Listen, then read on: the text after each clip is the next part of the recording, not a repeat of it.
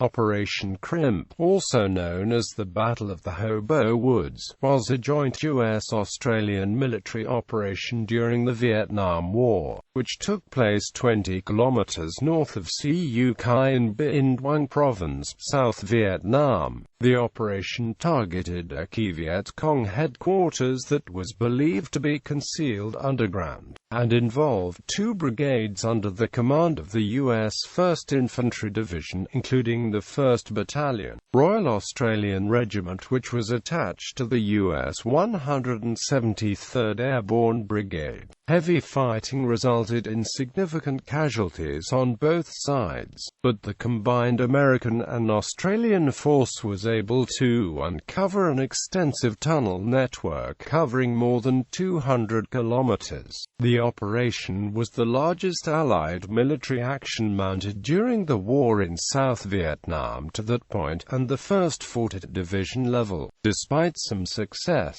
the Allied force was only able to partially clear the area, and it remained a key communist transit and supply base throughout the war. The tunnels were later used as a staging area for the attack on Saigon during the 1968 Tet Offensive, before they were largely destroyed by heavy bombing from American B-52 bombers in 1970, ending their utility. Background: military situation. Although the initial American commitment to the war in Vietnam had been limited to advice and materiel support, by 1964 there were 21,000 U.S. advisors in South Vietnam. However, with the Army of the Republic of Vietnam weakened by successive defeats at the hands of the Communists, the South Vietnamese government faltering, and Saigon threatened with a major offensive, the worsening situation led to a significant escalation of the war in 1965, with a large-scale commitment of U.S. ground troops under the command of General William Westmoreland. At first the Americans had adopted a cautious strategy, applied to the strictly limited role of base defense by U.S. Marine units. This was abandoned in April 1965, and replaced by a new enclave strategy of defending key coastal population centers and installations. This strategy required the introduction of 9 additional U.S. battalions, or 14,000 troops, to bring the total in Vietnam to 13.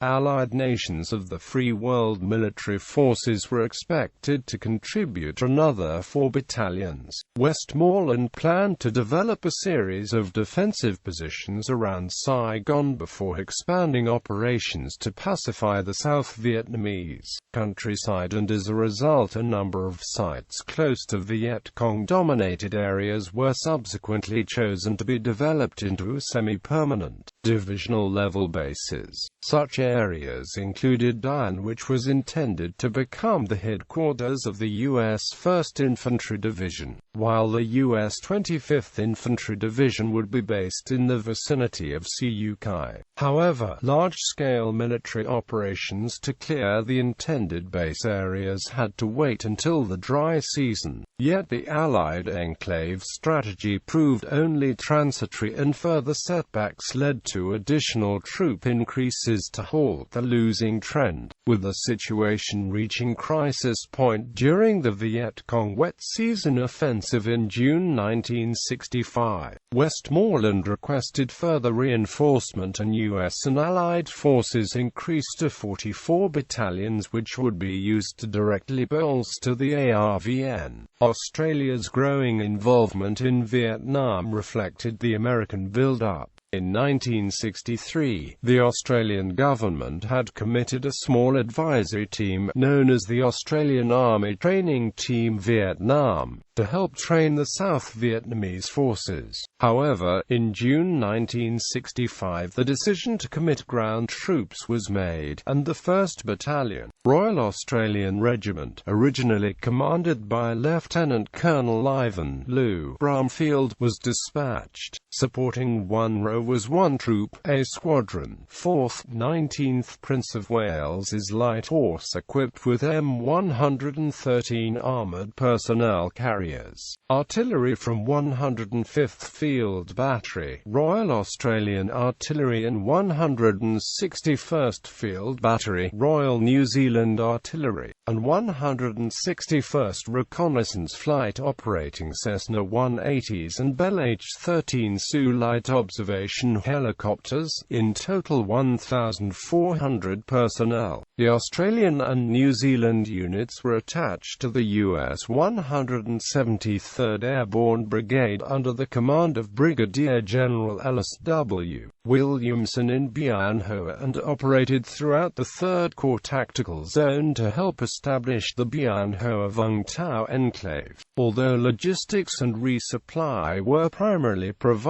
by the Americans, a small logistic unit, 1st Australian Logistics Company, was situated at Bien Hoa Air Base. Unlike later Australian units that served in Vietnam, which included conscripts, 1 RO was manned by regular personnel only. Attached to U.S. forces, 1 RO would primarily be employed in search and destroy operations using the newly developed doctrine of airmobile operations, utilizing helicopters to insert light infantry and artillery into an area of operations, and to support them with aerial mobility, fire support, casualty evacuation, and resupply. The battalion commenced operations in late June 1965 and initially focused on defeating the Viet Cong's wet season offensive. During this time, U.S. 173rd Brigade, including 1 RA, conducted a number of operations into War Zone D, a major communist base area at the junction of Phoc Long, Long Khan, Bien Hoa and Binh Duong provinces, as well as in the Iron Triangle, formed by the confluence of the Saigon and Thi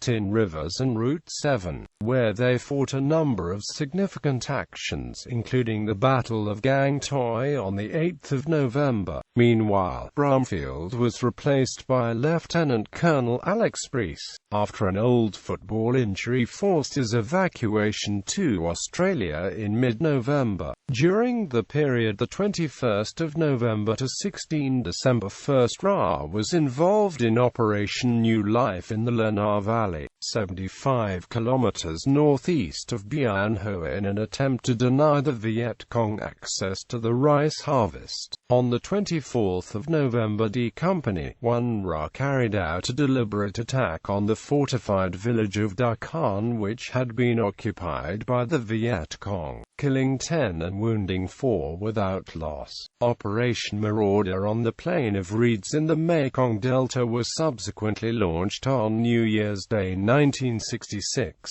Prelude. Opposing forces located 4 kilometers west of the Iron Triangle. The Hobo Woods were believed to contain the political military headquarters of the Communist 4th Military Region, which controlled all Viet Cong activity around the South Vietnamese capital, Saigon. Although its precise position was unknown, it was believed to be concealed in an extensive underground bunker system. Agents' reports, the interrogation of prisoners, and aerial surveillance all pointed to the presence of this vital communist facility. The headquarters itself was believed to be located in a 31 square kilometer area of jungle and marshland, and to have 4 entrances guarded by a Viet Cong Regional Force Company, while 2 main force battalions were also thought to be in the vicinity to afford additional security. Communist units detected in the Hobo Woods by Allied intelligence included the C-306 Local Force Company, 3rd Quet Thang Battalion and 7th Cu Kai Battalion. The commander of the Cu Kai Battalion was later identified after the war as Captain Nguyen Than Lin. In total, local communist defensive strength was believed to include 1,000 men. In response, a large American search and and Destroy operation was launched in January 1966,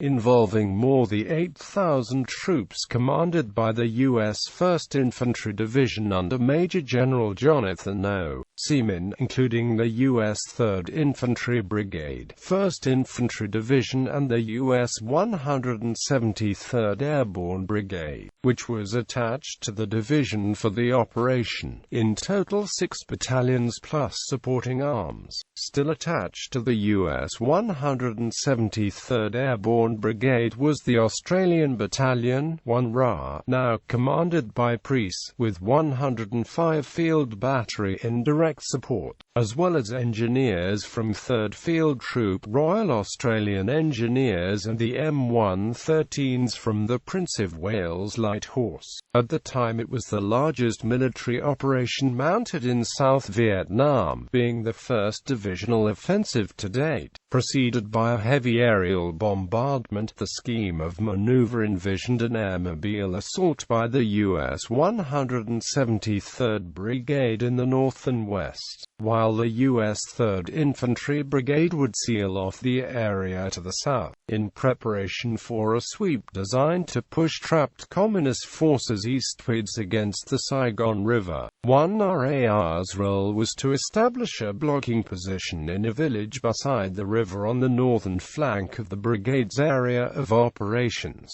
In order to achieve tactical surprise, the operation was launched immediately following Operation Marauder, with the Australians and Americans redeployed by air. Prior to the assault, the 1RA operations officer, Major John Essex Clark, conducted an aerial reconnaissance of the proposed landing zone, known as LZ Dune, on the 7th of January. Observing a lack of ground foliage, he was concerned about the possibility of extensive Viet Cong defensive works close to the LZ, and with the support of Williamson the landing zone was subsequently switched to a less exposed location. The original plan would have seen 1RA inserted directly on top of a heavily defended bunker system, and would have likely resulted in heavy casualties. Captain Sandy McGregor, the commander of the 3rd Field Troop, was of the opinion that the decision almost certainly saved hundreds of Australian lives.